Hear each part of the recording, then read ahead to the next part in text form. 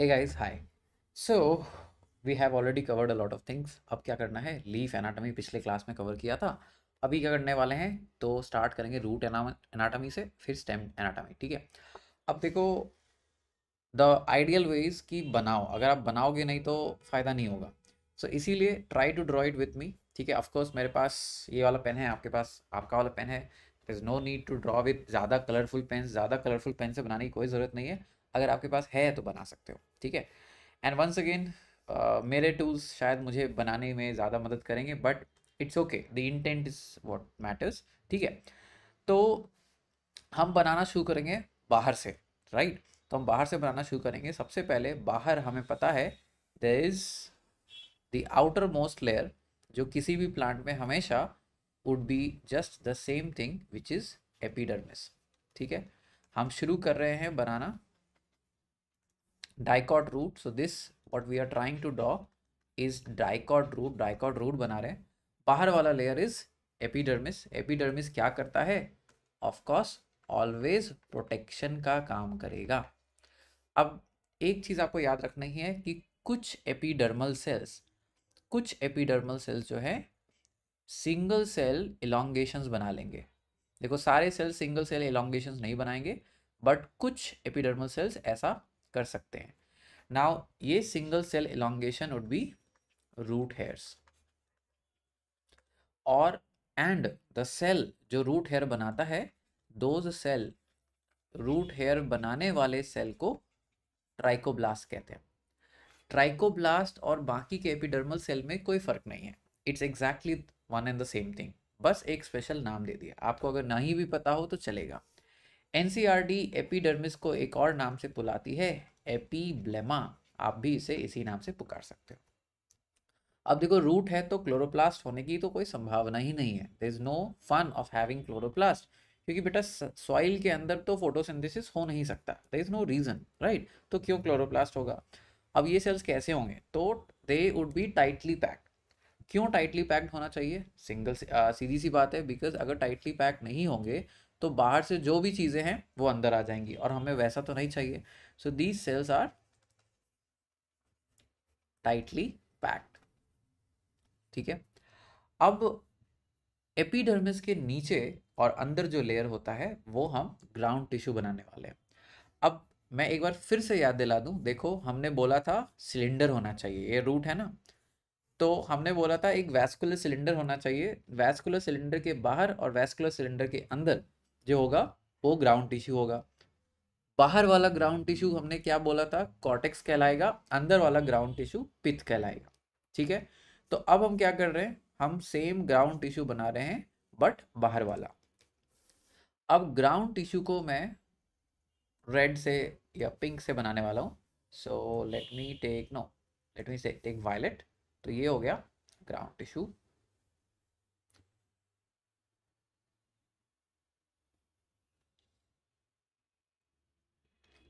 Layer number 1, layer number 2,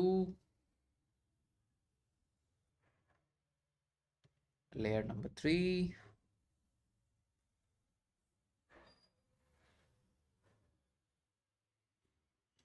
so these 3 layers जो अभी अभी हमने बनाई है, ये 3 लेयर्स हमारे क्या है? These are layers of cortex. ठीक है. ये जो 3 लेयर्स अभी हमने बनाए, these are layer of cortex. And what are these layers made up of?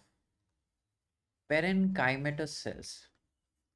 देखो, कॉर्टेक्स का काम होता है स्टोरेज करना, तो parenchymatous cells with air spaces, इनके बीच में इंटरसेल्युलर स्पेस होगा. ठीक है. इससे अब एयर स्पेसेस बोल दिया मैंने, बेटर टू से intercellular space.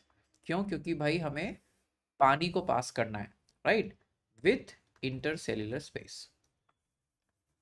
That is the meaning of cortex.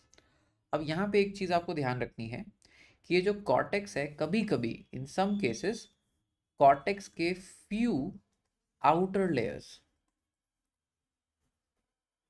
Cortex के फ्यू आउटर लेयर्स एक स्पेशल टिश्यू बना लेते हैं. दिस स्पेशल लेयर बना लेते हैं, दैट इज कॉल्ड एक्सोडर्मिस. ठीक है. Few outer layers of the cortex form exodermis. और ये एक्सोडर्मिस कैसा होता है? सुबेरिन रिच होता है, ताकि ज़्यादा पानी अंदर ना आए, ऐसे समझ लो। ठीक है, देखो सुबेरिन हाइड्रोफोबिक सब्सटेंस है, अगर सुबेरिन ज़्यादा हुआ तो पानी अंदर आना बंद हो जाएगा। We can't have that, root का काम ही है पानी का अब्जॉर्ब करना। थोड़ा प्रिवेंट करने के लिए हम कभी कभी एक्सोडर्मिस कह सकते हैं। अब एक्सोडर्मिस सम डाइकॉट्स, कुछ डाइकॉट्स में पाया जाता है, एंड मेनी मोनोकॉट्स। ये आपको याद रखना है, सम और मेनी का खेल। ठीक है, तो सम डाइकॉट्स एंड मेनी मोनोकॉट में आपको एक्सोडर्मिस मिला।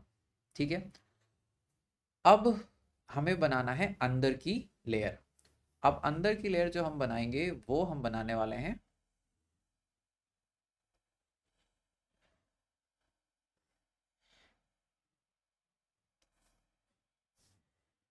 this layer that we are trying to draw. So this layer right here, ये हमने बना दिया एंडोडर्मिस। ठीक है, देखो एंडोडर्मिस कुछ खास नहीं है, it is the inner most layer of the cortex. Cortex का ही सबसे अंदर वाला लेयर है। ठीक है, that is what endodermis is, cortex का सबसे अंदर वाला layer. So what is this layer now? This layer is endodermis. अब एंडोडर्मिस में एक बात आपको ध्यान से समझनी है, वो क्या है? चलो उसको थोड़ा इधर समझते हैं। अगर मान लेते हैं ये आपका एंडोडर्मल लेयर, एंडोडर्मल सेल है, this is one endodermal cell.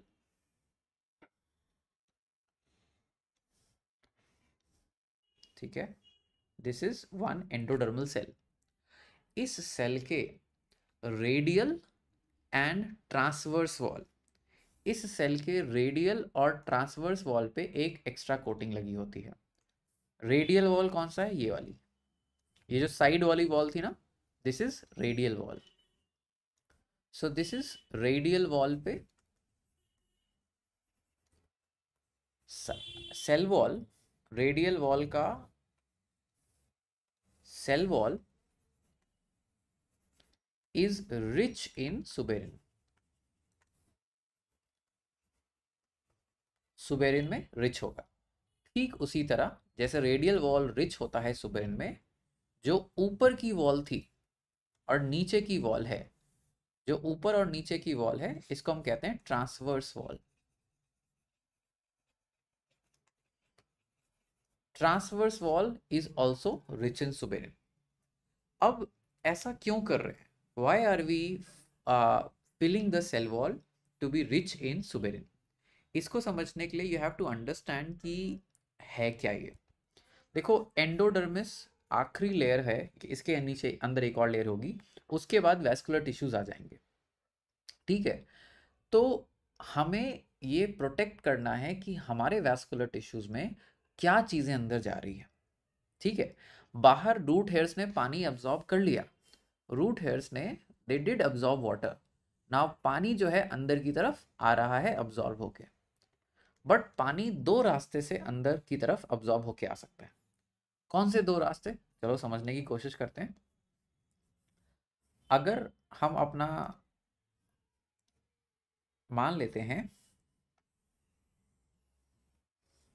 This is cortex, थोड़ा कलर करने दो, ये एक समझ में एक मोमेंट में क्लियर हो जाएगा कि what I am trying to do.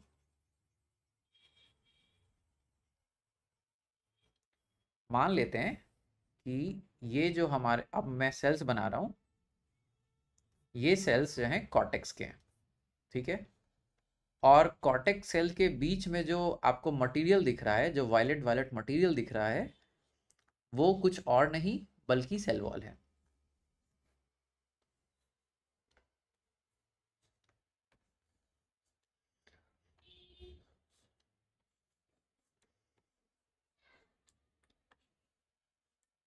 ठीक है, तो अभी तक पानी कैसे आ रहा था?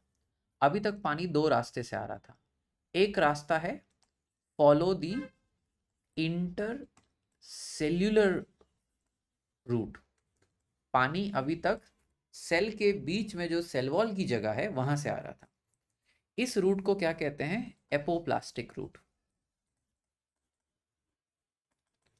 अब ये route is better, this route is easy. Why it is easy? Because हमारा जो सेल वॉल होता है वो फ्रीली परमिएबल है। हमारा cell wall is freely permeable, पानी आराम से सेल वॉल से फ्लो होते होते अंदर आ जाएगा। हालांकि पानी के पास एक और रास्ता था। वो एक और रास्ता क्या है? पानी के पास एक और रास्ता है कि वो प्लाज्मा मेम्ब्रेन को क्रॉस करे, फिर प्लाज्मा मेम्ब्रेन को क्रॉस करे, फिर प्लाज्मा मेम्ब्रेन को क्रॉस करे और ऐसा करे। This is known as symplastic root.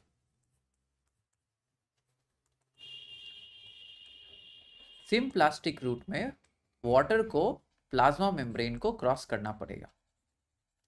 ये अच्छी बात है या बुरी बात है? बुरी इसलिए है कि ये स्लो है, अच्छी इसलिए है because it is more secure. देखो, प्लाज्मा मेम्ब्रेन सेलेक्टिवली परमिएबल होता है, सेल वॉल फ्रीली परमिएबल है, प्लाज्मा मेम्ब्रेन सेलेक्टिवली परमिएबल है। इसका फायदा या नुकसान क्या होगा कि अगर पानी प्लाज्मा मेम्ब्रेन से होके आ रहा है तो सेलेक्टिव परमिएबिलिटी पानी को सेलेक्ट करेगी, पानी के जरिए जो चीजें आ रही है उसको सेलेक्ट करेगी। क्या कोई टॉक्सिन आ सकता है? नहीं, प्लाज्मा मेम्ब्रेन टॉक्सिन को अंदर आने नहीं देगा। बट सेल वॉल ऐसा कोई रेस्ट्रिक्शन नहीं लगा रहा, सेल वॉल सबको आने देता है। तो एंडोडर्मिस के पहले तक मेरे पास दो रास्ते थे, या तो मैं एपोप्लास्टिक रूट से आऊं या तो सिम्प्लास्टिक रूट से आऊं। ज्यादातर केसेस में पानी एपोप्लास्टिक रूट से एंडोडर्मिस तक आता था। एंडोडर्मिस तक पानी के पास ऑप्शन था कि या तो वो एपोप्लास्टिक रूट से आए या तो सिम्प्लास्टिक रूट से आए। अब मान लेते हैं दिस इज आपका एंडोडर्मिस, दिस इज एंडोडर्मिस। अब एंडोडर्मिस में आपने एग्जैक्टली किया क्या है? आपके एंडोडर्मल सेल्स में यू फिल्ड दी सुबेरिन का मटेरियल। आपने एंडोडर्मल सेल्स में सुबेरिन का मटेरियल भर दिया, suberin suberin suberin suberin suberin. तो अब अगर पानी आना भी चाहे, अगर पानी सिम्प्लास्टिक एपोप्लास्टिक रूट से आना भी चाहे तो पानी को ब्लॉक कर दिया जाएगा, एंट्री इज नॉट अलाउड। ठीक है, अब इसी सेल को यहाँ पे देखो, हमने ट्रांसवर्स वॉल और रेडियल वॉल में दोनों में कैस्पेरियन स्ट्रिप भर दिया। What is Casparian strip? Casparian strip is nothing but a layer of suberin. Casparian strip कुछ और नहीं है but it is just a layer of suberin. ठीक है, तो इससे क्या नुकसान है कि अब पानी को एक ही चारा बचा है। अगर पानी को अभी भी अंदर आना है तो पानी को प्लाज्मा मेम्ब्रेन को क्रॉस करके अंदर आना पड़ेगा। पानी has got only one way available, that is that it must cross the symplastic route. Endodermis एक सिक्योरिटी गेट की तरह काम करता है। It forces the water to come through symplastic route, पानी को मजबूर कर देता है कि वो सिम्प्लास्टिक रूट से ही आए। अगर ऐसा होगा तो इसका फ़ायदा ये है कि हमने एंडोडर्मिस के लेवल पे पानी को बहुत स्ट्रांगली चेक कर लिया।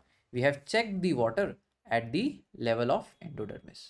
तो हम बीच में एक लाइन बना रहे हैं और इस लाइन को डॉटेड बनाते हैं, और इस डॉटेड लाइन से हम क्या बताना चाहते हैं कि हमारे रेडियल और ट्रांसवर्स वॉल में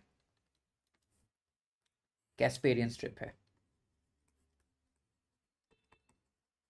अब यहाँ पे एक चीज का ध्यान रखना है, एनसीईआरटी बोलती है रेडियल एंड टेंजेंशियल वॉल।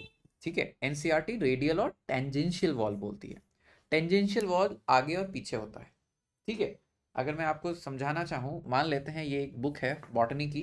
ठीक है, तो अगर ये सेल है, ये और ये टेंजेंशियल वॉल है, ये और ये रेडियल वॉल है, ये और ये ट्रांसवर्स वॉल है। ठीक है, इस बुक से समझो, this is a tangential wall, this is a tangential wall. अब पानी को ऐसे क्रॉस करना है, पानी को टेंजेंशियल वॉल से क्रॉस करना पड़ेगा। रेडियल और ट्रांसवर्स वॉल में कोई पॉसिबिलिटी नहीं है। क्यों? क्योंकि ये वॉल पे आपने लगा दिया है कैस्पेरियन स्ट्रिप। बट एनसीईआरटी उसको टेंजेंशियल लिख देती है बट कहना सेम चीज चाहती है। ठीक है, वो आई थिंक थोड़ा सा पॉइंट कभी कभी spelling error, sorry writing error हो जाता है, ठीक है। So as a result all the पानी, all the water has to force is force to come through the symplastic root, ठीक है। अब एंडोडर्मिस के अंदर क्या होगा, एंडोडर्मिस के अंदर I will have next group of cells. इस नेक्स्ट ग्रुप ऑफ सेल्स को हम कहते हैं पेरीसाइकिल। तो अब हम बना रहे हैं पेरीसाइकिल। तो दिस न्यू सेल लेयर जो अब मैंने बनाई है, दिस इज पेरीसाइकिल। पेरीसाइकिल के बारे में थोड़ा और बात करेंगे, बट पेरीसाइकिल के बारे में बात करने से पहले हमें कुछ और अब बात करने की जरूरत है, that is xylem and phloem, ठीक है। अब जाइलम और फ्लोएम हमें यहाँ पे कैसा बनाना है,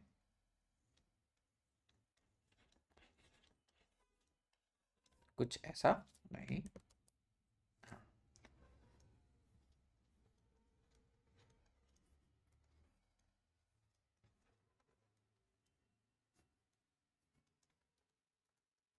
ये जो मैंने बनाया है दैट इज प्रोटोजाइलम, पहला आया हुआ जाइलम। जो अंदर की तरफ मैंने बनाया है दैट इज मेटाजाइलम, बाद में आया हुआ जाइलम। क्योंकि प्रोटो बाहर है और आपका मेटा अंदर है, that is why this is called endarch, right. So नया जाइलम किधर की तरफ आ रहा है, अंदर की तरफ। पुराना जाइलम कहाँ की तरफ आ रहा है, पुराना जाइलम कहाँ है, बाहर की तरफ। Sorry, exarch, my bad. Proto is towards outside, this is exarch, x out and in. तो प्रोटोजाइलम किधर है, बाहर की तरफ है, that is why this is exarch arrangement. अब एक चीज सोचने लायक है, प्रोटोजाइलम अगर फर्स्ट फॉर्म्ड जाइलम है तो वो छोटा क्यों है? अगर protoxylem is the first form xylem तो वो छोटा क्यों है? अब आपको ये समझना पड़ेगा कि ये प्लांट कब आया था, ये जाइलम प्रोटोजाइलम कब आया था, जब प्लांट का विड्थ कम था। तो जाहिर सी बात है अगर प्लांट की विड्थ कम है तो उस समय हम बड़े बड़े जाइलम तो बनाएंगे नहीं, क्योंकि हमें ज़रूरत ही नहीं थी। तो इसीलिए प्रोटोजाइलम इज छोटा एंड मेटाजाइलम इज बड़ा। ये बात आपको समझ लेनी चाहिए। अब फ्लोएम कहाँ है, हमें अब नेक्स्ट क्या बनाना पड़ेगा, हमें नेक्स्ट बनाना है फ्लोएम। तो चलो फ्लोएम भी बना देते हैं। Now phloem is right here. ये बीच में हमने जाइलम के बीच में फ्लोएम बनाया। याद रखना, protophloem and metaphloem.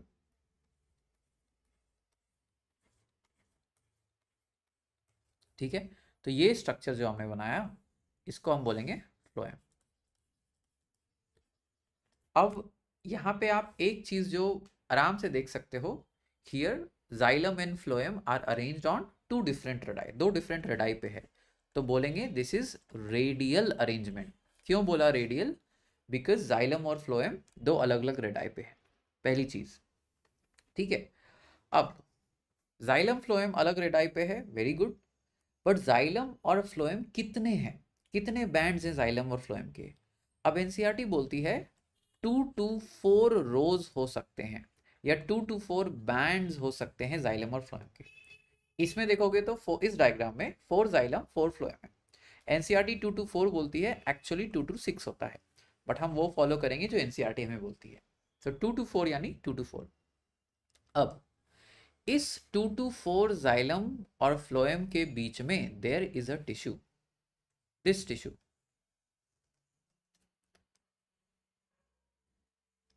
This tissue right here in between the xylem and phloem, ये टिश्यू जो है हमारा that is called conjunctive tissue.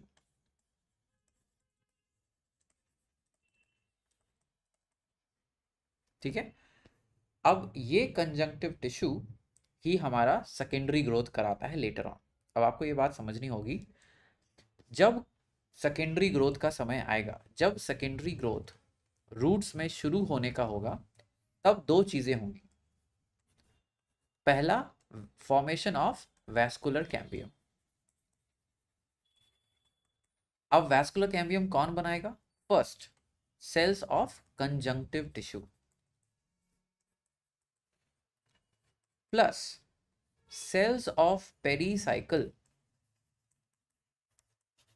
Pericycle के सेल्स ऑपोजिट जाइलम, जाइलम के ऑपोजिट होने वाले पेरीसाइकिल सेल्स, यानी हमारा डायग्राम में जाइलम के ऑपोजिट पेरीसाइकिल सेल्स कौन से हैं? ये वाले, ये वाले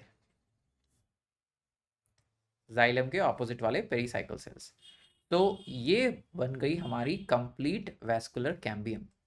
ठीक है, जब ये आपस में जुड़ गए, ये बन गया हमारा complete vascular cambium ring.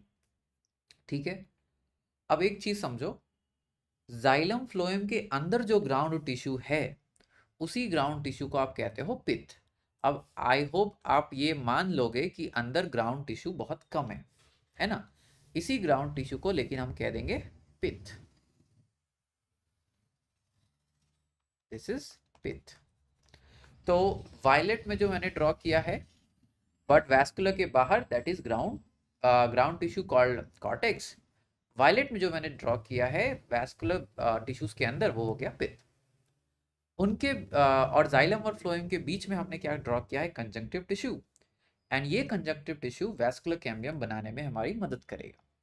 But vascular cambium सिर्फ इस कंजंक्टिव टिश्यू से नहीं बनता, वो सेल्स इन दी पेरीसाइकिल ऑपोजिट जाइलम, उनको भी पार्टिसिपेट करके बनता है। ठीक है, अब देखो, डाइकॉट रूट का सेकेंडरी ग्रोथ हमारे सिलेबस में नहीं है, बट आपको थोड़ा थोड़ा पता होना चाहिए। तो सेकेंडरी ग्रोथ हमने बोला दो चीज से हो सकता है, पहला इज वैस्कुलर कैम्बियम, दूसरा secondary growth is cork cambium. अब कॉर्क कैम्बियम कहाँ है? अभी तो हमने कॉर्क कैम्बियम बनाया ही नहीं। सो आफ्टर सम टाइम ऐसा होगा कि आपके कॉर्टेक्स की एक लेयर डिफ्रेंशिएट होके, पेरीसाइकिल भी कंट्रीब्यूट करता है कभी कभी, कॉर्क कैम्बियम बनाएंगे।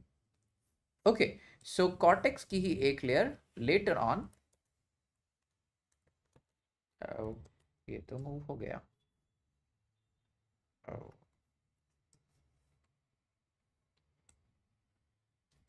Okay, I can't move it back.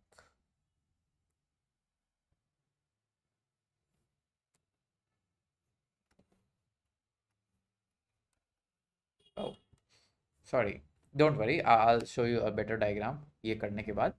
तो कॉर्टेक्स का ही एक दूसरा एक लेयर कॉर्क कैम्बियम बनाता है। अब यही कॉर्क कैम्बियम जो आपने बनाया, this cork cambium that you just made will give rise to periderm. ठीक है, vascular tissue cambium will give rise to secondary vascular tissues, and cork cambium will give rise to periderm. cork cambium periderm बनाएगा। अब secondary vascular tissue कैसे बनेगा? Secondary xylem inside, secondary xylem inside बनेगा, secondary phloem outside बनेगा। Periderm क्या बनाएगा? आप sorry, cork cambium periderm कैसे बनाएगा? राइट, कॉर्क कैम्बियम पेरिडर्म कैसे बनाएगा? तो कॉर्क कैम्बियम का दूसरा नाम है पेलोजेन। पेलोजेन बाहर की तरफ बनाता है cork. This cork is known as peloderm, sorry phellem. This cork is known as phellem. And अंदर की तरफ ये जो टिश्यू बनाता है, that is known as secondary cortex. Secondary cortex का ही दूसरा नाम है पेलोडर्म। और इसी को कंबाइंड अगर आप बोलना चाहते हो तो you will say this is periderm. ठीक है, तो एक वैस्कुलर कैम्बियम बना आपके जाइलम और फ्लोएम के बीच में, एक कॉर्क कैम्बियम बना आपका कॉर्टेक्स में। वैस्कुलर कैम्बियम सेकेंडरी जाइलम और सेकेंडरी फ्लोएम बनाएगा, कॉर्क कैम्बियम आपका पेरिडर्म बनाएगा। कैसे? फेलोजेन बाहर की तरफ जो सेल्स बनाता है उसको फेलम कहते हैं, अंदर की तरफ जो सेल्स बनाता है उसी को फेलोडर्म कहते हैं। बस यही है।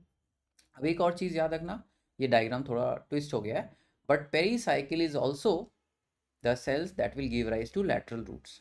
पेरीसाइकिल ही लैटरल रूट्स भी बनाता है। ठीक है, अब इसी का एक अच्छा सा सुंदर सा डायग्राम देखेंगे, so that we have everything sorted. चलो, तो अगर आप इस डायग्राम को देखो तो यहाँ पे आपको सब कुछ अच्छे से लेबल दिखेगा, ठीक है। बाहर कॉर्टेक्स, कॉर्टेक्स का सबसे अंदर वाला लेयर आपका एंडोडर्मिस, एंडोडर्मिस में इंटरसेलुलर स्पेसेस विदाउट होंगे, क्योंकि अगर इंटरसेलुलर स्पेसेस हुआ तो पानी अंदर आ जाएगा। फिर आपने क्या देखा, आपने देखा कि भाई यहाँ पेरीसाइकिल भी होगा। पेरीसाइकिल का काम क्या है, टुगेदर विथ कंजंक्टिव टिश्यू ये आपका बनाएगा वैस्कुलर कैम्बियम। और कंजंक्टिव टिश्यू क्या है, यहाँ बना हुआ नहीं है, बट कंजंक्टिव टिश्यू बिगिंस इन्हीं के बीच में, ठीक है। इन्हीं के बीच में जो है कंजंक्टिव टिश्यू का बर्थ होता है। And pericycle cells opposite the xylem, xylem के ऑपोजिट वाले पेरीसाइकिल सेल्स भी कंट्रीब्यूट करते हैं, ठीक है। अगर डाइकॉट रूट समझ में आ गया तो बेटा monocot root is ditto copy, ठीक है। मोनोकॉट रूट इसका जस्ट कॉपी है, बस एक डिफरेंस होता है। वो डिफरेंस क्या होगा, वहां हमने क्या किया कि 2 से 4 अपने जाइलम और फ्लोएम बनाए थे, 2 से 4। यहाँ पे आपका क्या होगा, आपका जाइलम और फ्लोएम कम से कम 6 से लेके 20 तक हो सकता है। इस डायग्राम में अगर आप देखो तो 1 2 3 4 5 6 बना देते हैं। इस डायग्राम में आप देखो तो हमने 6 स्ट्रिंग्स ऑफ जाइलम बनाए, ठीक है। और फ्लोएम कितने बनाएंगे, फ्लोएम भी इनके बीच में बना देते हैं। सो ये हो गया phloem,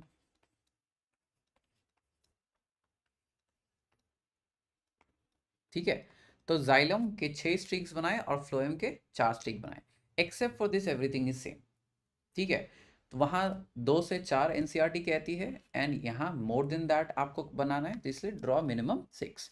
so this can easily be 6 to 20 and this could be 2 to 6, but NCERT कहती है 2 to 4 and this should be more than 4। अब एक वर्ड और आता है जो कभी कभी हमें कंफ्यूज करता है, वो वर्ड क्या है, अगर देखो 2 जाइलम फ्लोएम हुए तो बोलेंगे डाई आर्च, अगर 3 जाइलम फ्लोएम हुए तो बोलेंगे ट्राई आर्च, अगर 4 जाइलम और फ्लोएम हुए तो बोलेंगे टेट्रार्च, ठीक है। तो आर्च से बस कहने का मतलब है कितने जाइलम और फ्लोएम है, based on that we can call this, ठीक है। तो ये था आपका डाइकॉट और मोनोकॉट रूट। अब एक चीज मुझे देखो, I know secondary growth syllabus में नहीं है, बट अब इतना किया है तो एक बार देख ही लेते हैं, अगर सेकेंडरी ग्रोथ हो गई तो कैसी दिखेगी। अब don't worry about the extra, just look at the diagram and try to understand हो क्या रहा था। हमने पहले क्या बनाया, vascular cambium ring. Vascular cambium ring कहाँ से बना, बना आपकी 2 चीज़ों से, कंजंक्टिव टिश्यू से और सेल्स अपोजिट टू जाइलम से। धीरे और इनिशियली आपका जो ये कैम्बियल रिंग है वो स्टार की तरह दिख रहा है, क्योंकि 4 जाइलम फ्लोएम थे तो उस हिसाब से स्टार की तरह दिख रहा है।